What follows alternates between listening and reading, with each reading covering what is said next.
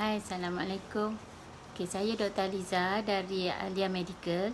So, hari ni saya nak share tips tentang bagaimana kita nak elakkan penyakit kencing manis ataupun diabetes. Okay, first mestilah dari makanan sebab penyakit kencing manis ni adalah penyakit di mana gula dalam darah kita tinggi, kandungan gula dalam darah kita tinggi, iaitu glukos dia tinggi. So mungkin disebabkan insulin yang tidak bekerja, tak dapat bekerja dengan baik. Dia ada insulin tapi tak dapat berfungsi dengan baik. Insulin ni adalah sejenis hormon yang dirembeskan oleh pankreas kita. So fungsi dia untuk bawa gula ke dalam sel-sel, ke dalam sel-sel tubuh badan kita. So kalau kita makan, dia akan tukarkan kepada gula, karbohidrat ditukar kepada gula dan dibawa ke sel-sel badan kita. Okay. So kalau dia ada type 1 and type 2. Kalau type 1 ni di mana badan tak dapat menghasilkan insulin sendiri. Okay. So sebab tu orang yang ada diabetes type 1 dia kena cocok insulin. Okay. Dan type 2 diabetes pula adalah di mana ada insulin tapi insulin tak dapat berfungsi dengan baik. Mungkin insulin banyak dihasilkan tapi tak berfungsi dengan baik. So keadaan ni kita panggil insulin resistant. Okay. Okay. Bagaimana cara kita nak elakkan dari mendapat penyakit kencing manis? So first mestilah dari makanan kita. Okay. Sebab untuk kita tak kena kencing manis, kita kena kurangkan gula dalam darah kan. Sebab macam saya cakap tadi, kencing manis adalah disebabkan oleh kandungan gula dalam darah kita tinggi. Okay. So kita kena kurangkan mengambil makanan yang mengandungi gula yang tinggi. Okay. Contohnya minuman karbohidrat, minuman karbohidrat, aiskrim, kuih-kuih manis macam donat kan. So kita kena kurangkan makanan yang mengandungi gula yang tinggi. Okey, kedua, makanan yang ada karbohidrat pun kena kurangkan sebab karbohidrat akan ditukar kepada gula dalam darah, glukos dalam darah. So kita kena kurangkan makanan yang karbohidrat tinggi seperti nasi putih, roti putih, pasta. Okey, yang tinggi karbohidrat kita kena kurangkan. Okey, dan yang ketiga, kita kena kurangkan ambil makanan yang berlemak, berlemak seperti margarin, okey. Kurangkan makanan yang bergoreng, okey, sebab itu pun minyak kan. Minyak pun akan ditukar kepada bentuk kolesterol semua kan. So dia tak sihat juga untuk badan kita. Okey. So seterusnya kita kena bersenam sebab bersenam adalah untuk supaya badan kita tidak gemuk. Kita tak perlu buat bersenam yang teruk-teruk. Cukup sekadar macam kita buat 2 atau 3 kali seminggu selama 30 minit. Sekali buat tu 30 minit sampai kita berpeluh. Okey. So kita kena bersenam. Contoh bersenam yang tak terlalu berat macam brisk walk, jalan-jalan kan. Berenang, pada siapa yang minat berenang boleh berenang ataupun berjogging. Okey. Hai, Assalamualaikum. Terima kasih yang join. Okey. So lepas kita dah jaga makan kita, okey, kita bersenam. So kita kena juga minum banyak air kosong. Hai Umi Safa. Assalamualaikum. Okey. So kita minum air kosong sebanyak disarankan sebanyak 8 gelas sehari. So actually bila kita minum air kosong, dia boleh kontrol gula dalam darah kita. So gula tak jadi tinggi lah sebab kita minum air kosong. Dan bila minum air kosong ni kita jadi kenyang juga sebenarnya. Kadang-kadang badan kita bukannya lapar air, bukannya lapar makanan tau, tapi lapar air. So kita minum air. So sebelum makan kita cuba amalkan minum air kosong, okey.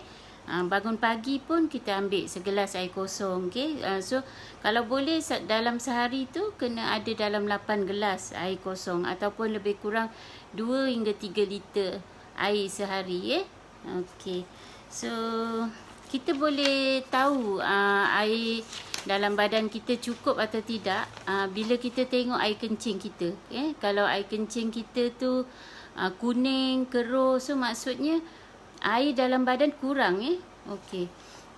So kita kena minum lagi, okey. Lepas tu macam saya cakap tadi, kena kurangkan berat badan, okey. Kurangkan berat badan sebab orang yang berat badan berlebihan, orang yang obes, lebih mudah kena kencing manis, atau diabetes, okey. So kita kena kontrol berat badan kita.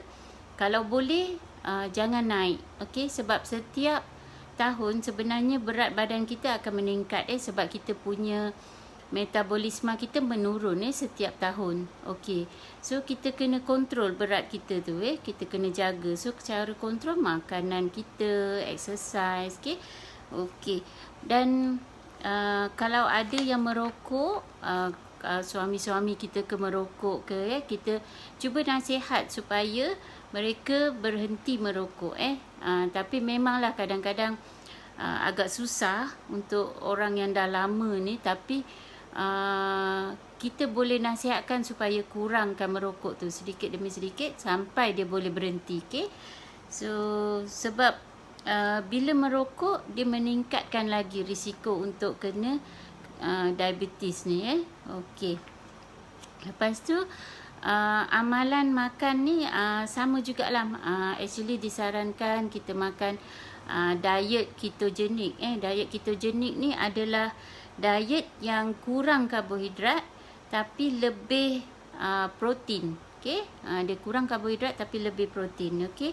So amalan diet ketogenik ni dapat membantu supaya gula dalam darah kita tidak begitu tinggi. Sebab macam karbohidrat dia akan ditukar kepada gula kan, tapi protein dia tak secepat karbohidrat untuk ditukar kepada gula dalam darah. Dia kalau dah berlebihan sangat baru dia akan ditukarkan, ditukarkan kepada glukos. Tapi dalam kuantiti yang sangat berlebihan lah. Tapi kalau kita amalkan yang biasa-biasa, biasanya dia dapat mengawal kita punya gula dalam darah, okey. So lagi tips yang kita boleh amalkan, kita jangan makan banyak sangat dalam satu masa tu. Bila kita makan, kita cuba amalkan makan sikit-sikit, makan sikit-sikit dan perlahan, jangan kita nak cepat-cepat waktu makan. Sebab bila kita terlalu cepat, so kita tak rasa kenyang, kita punya sensasi kenyang tu biasanya agak lambat sikit. Kalau kita dah masukkan makanan sumbat, so kita dah terlebih. Sebenarnya bila kita makan dengan cara slow, sebab tu Nabi Muhammad pun sarankan supaya kita mengunyah banyak kali, untuk sebenarnya bila kita mengunyah tu ada enzim yang keluar dalam air liur kita yang dapat menghadamkan makanan kita, dan bila kita mengunyah, dia ada sensor dia ada sensor yang bagi tahu pada perut kita yang kita dah dapat makan dan kita kenyang, tapi kalau kita terlampau cepat, sensor tu tak sempat, dan kita asyik makan. Sebenarnya perut kita dah penuh dah, tapi kita tak dapat rasa, okey. So seterusnya cara kita nak kurangkan kencing manis ni atau penyakit diabetes ni, kita kena aktif, hidup kita kena aktif. Maksudnya kita kurangkan buat kerja sambil duduk tau. Sebab biasanya kalau dekat rumah ke, kalau kita buat kerja apa-apa, kita cuba bergerak, sebab kalau cara hidup yang banyak bergerak akan juga menghalang kita daripada menjadi obes lah, sebab sebenarnya kalau kita banyak duduk, bila kita banyak duduk, kita akan start naik berat ataupun kita jadi gemuk di bahagian perut, so kita punya visceral fat kita akan meningkat. So bila visceral fat kita meningkat, visceral fat ni maksudnya lemak-lemak yang di bahagian perut, bahagian usus kita, okey. So dia akan meningkat. So bila meningkat, ini akan meninggikan lagi kita punya chances untuk dapat penyakit kencing manis. Hai Cikgu Zubaidah. Okey, terima kasih Cikgu. Okey, saya share pasal diabetes, macam mana nak elakkan kita terkena penyakit diabetes. Dan mungkin kalau kita yang dah ada diabetes pun, kita boleh amalkan perkara yang sama. Sebenarnya apa yang share ni, apa yang saya share ni adalah sebenarnya untuk macam mana kita nak kurangkan paras gula dalam darah kita. Okey. Okey. So tadi saya dah cakap kalau makan, makan sikit-sikit, kuantiti yang sikit supaya kita dapat hormon yang bagi tahu kita dah kenyang. Dia akan bawa sensor dari bila kita mengunyah tu, dia akan bawa ke perut kita dan dari situ dia akan bagi tahu kita dah kenyang. Dia akan keluarkan hormon yang memberitahu kita sudah kenyang. So kalau kita gelojoh sangat, kita tak sempat dapat signal tu, kita tak sempat dapat. So kita masuk macam tu. Okey, sebab tu bila kita makan, kita kena relax. Kita kena menghayati makanan tu. Kita kena kunyah banyak kali. Slowly kita makan. Okey. So seterusnya cara kita nak cepat kenyang dan lambat lapar juga, kita cuba amalkan makanan yang tinggi serat. Macam sayur kan. Sayur, buah. Buah tapi kena pilih buah. Bukan semua buah elok. Maksud saya ada buah yang tinggi juga kandungan gula. So kita kena pilih. Jangan kita makan buah macam durian. Buah apa lagi yang manis? Mangga. Mangga pun agak tinggi kandungan gula dia. So yang elok kita makan buah macam buah apple. Buah apple, buah betik pun boleh, tapi tak boleh dalam kandungan yang banyak. Okey. So yang eloknya kita ambil sayur. Sayur lebih baik sebab sayur dia banyak serat. Okey. Kalau kita makan buah, saya nak ingatkan lagi, sebab saya pernah cakap pasal benda ni. Kalau kita makan buah, kita macam buah apple, kita jangan buang kulit tu. Kulit tu kalau boleh kita kunyah sekali, sebab kulit pun dia ada serat. Dia boleh membantu juga badan kita untuk penghadaman kita, untuk supaya kita lawas buang air. Okey. Dan seterusnya kita juga disarankan untuk ambil vitamin seperti vitamin D. Vitamin D pun bagus. Dia boleh membantu dalam pengawalan gula dalam darah. Dan contoh vitamin D ni kita boleh ambil dari, mungkin kita beli dari klinik atau dari farmasi. Dia ada dijual dalam bentuk pil, dan ada, kita juga boleh dapat vitamin D dari cahaya matahari kan. Kita keluar kan cahaya matahari.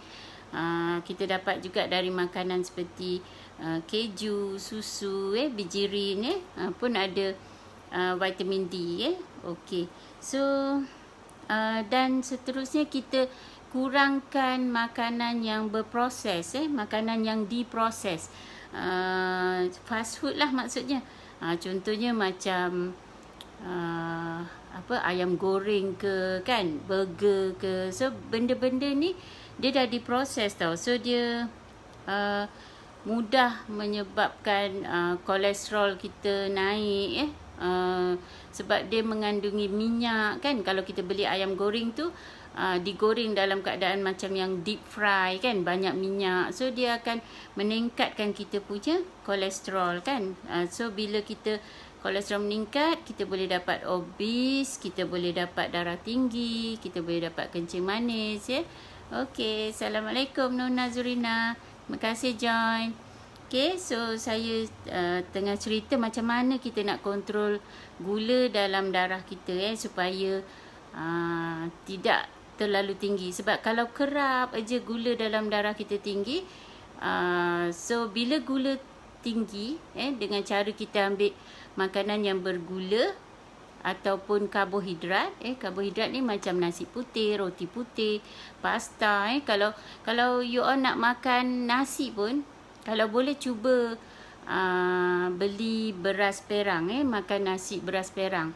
Dia kurang sikit dia punya apa yang kita panggil sebagai apa ni, glycemic index. Dia tak secepat macam nasi putih, roti putih. So kita kena makan yang warna perang-perang ni sebab dia tak secepat yang putih tu. Kalau yang putih kita makan, dia akan cepat-cepat tukar pada glukos dalam darah. Okey, so lagi kita kena kurangkan, kita kena kurangkan stres. Sebab actually kalau kita stres pun dapat meningkatkan kita punya, maksud saya bila kita stres kan, kita punya hormon semua akan terganggu.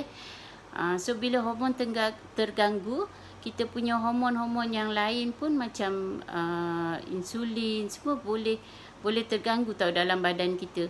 Sebab kita kena untuk kita jadi sihat, kita kena happy, kita tak boleh stres, kita kena cukup tidur, kita kena, bila waktu rehat, kita rehat, kita kena dapat rehat yang cukup. So you all faham ke kenapa insulin tinggi pada orang yang obese ke kan. Kalau orang yang gemuk kan, dia makan banyak kan, makan banyak. Sebab tu tadi saya ada sebut, kurangkan makan dalam kuantiti yang banyak pada satu masa. Sebab bila kita makan banyak, dia especially kalau kita ambil gula atau karbo, dia akan ditukar kepada gula dalam darah. Bila gula dalam darah tinggi, so insulin akan dikeluarkan. Insulin ni adalah sejenis hormon. So dikeluarkan dalam darah. Sebab tugas dia adalah untuk angkut gula-gula ni, gula dalam darah ni ke sel-sel badan kita. So untuk digunakan sebagai tenaga. Tapi kalau dah terlampau banyak, bila banyak sangat gula, insulin kena keluar lagi. Banyak sangat keluar lagi. Banyak sangat gula, dia keluar lagi. So lama-lama kan insulin ni dah macam tak berfungsi dengan baik. Sebab tu kalau kita tengok dalam badan orang yang kencing manis type 2 atau diabetes type 2, bila kita tengok, ataupun orang yang belum kena diabetes tapi bila kita test dia punya insulin, insulin tu dah tahap yang agak tinggi, tahap yang tinggi. Tapi kadang-kadang kita dapat gula, glukos masih normal tapi insulin dah tinggi.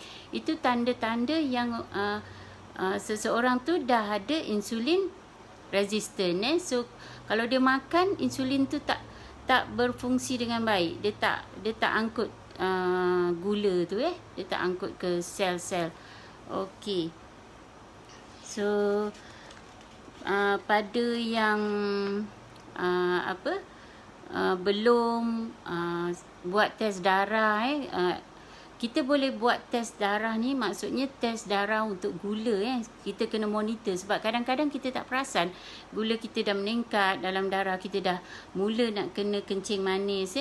So kita kena check darah kita. At least kita buat, kalau untuk gula ni buatlah 6 bulan sekali ke. Tapi setahun saya nak test, nak tengok semua hormon saya. Sebab especially orang yang dah umur 40 plus kan, kadang kita kebanyakannya memang hormon tu dah tak stabil. Sebab kita punya masalah sekeliling, masalah makan kita, masalah kita tidur tak cukup, busy. So hormon kita akan terganggu. So saya rasa tu saja apa yang saya nak share hari ni. Ada apa-apa soalan ke? Kalau ada, kalau katakan lepas ni you all rasa macam nak tanya something, boleh just message dekat saya punya video ni, just message dan saya akan cuba jawab. Itu saja. Terima kasih pada yang menonton. Saya harap apa yang saya cerita hari ni dapat bermanfaat pada semua. Apa yang saya cakap ni adalah ingatan juga untuk diri saya. Sebab saya pun dah berumur, saya pun dah 53 So saya dah kena jaga kesihatan saya betul-betul. Okey, sama-samalah kita beringat satu sama lain. Okey. So itu saja. Terima kasih ya pada yang menonton. Okey, Assalamualaikum.